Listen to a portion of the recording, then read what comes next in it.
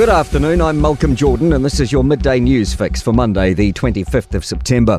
Former UFC middleweight champion Israel Adesanya has pleaded guilty in the Auckland District Court this morning, charged with drink driving. Joey Dwyer was there. Anything to say about your court appearance today, sir? Mr. Adesanya walked out of the Auckland District Court using the back entrance, dressed in a black coat and accompanied by a security guard and his lawyer. He didn't answer questions or engage with media. The mixed martial arts superstar is charged with driving a car on Wellesley Street in Auckland Central last month with 87 milligrams of alcohol per 100 millilitres of blood. The legal limit is 80 milligrams. Adesanya will be sentenced in January next year. In a statement, Adesanya says he wants to apologise for the decision to get behind the wheel after drinking. He says he's disappointed and it was wrong, and he doesn't want people to think that this behaviour is acceptable.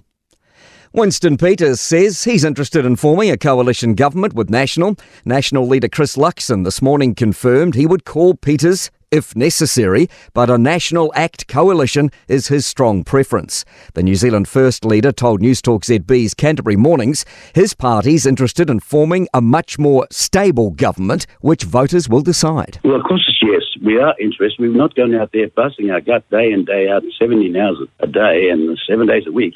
But if we're not interested. And David Seymour told Kerry Woodham, ACT and National are now saying mirror image things. Basically, we're both saying our strong preference is to work with the other.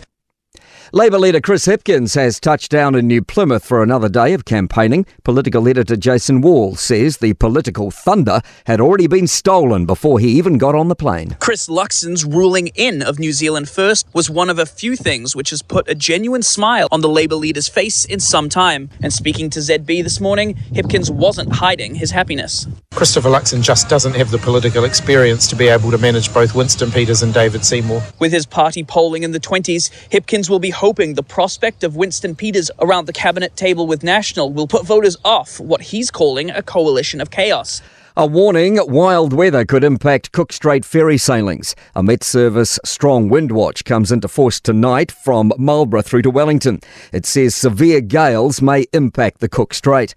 An orange heavy rain warning is in place today in the Bay of Plenty, Rotorua and north of Gisborne City. Inter-Islander is warning the heavy seas could result in cancellations or delays tomorrow and Wednesday. A man's in hospital with serious injuries after a group assault outside a New Plymouth bar overnight. A 29-year-old was picking up a friend on Ariki Street near Icon Sports Bar around 12:30am when he was attacked. Police believe the victim may know one of the offenders, but inquiries into their identities continue.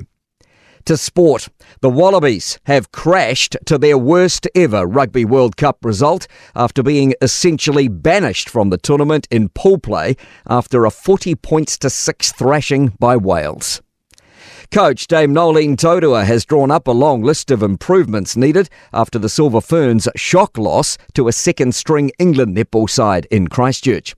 And New Zealand's Anton Cooper has finished runner-up in the marathon in the mountain biking cross-country test event for next year's Paris Olympics. Ethiopia's Tigest Asafa has smashed the women's marathon world record by more than 2 minutes, clocking 2 hours, 11 minutes and 53 seconds for back-to-back victories at the Berlin Marathon. I'm Malcolm Jordan. That's your latest news fix. We'll be back with the next update at 5 p.m. from the Newstalk ZB newsroom.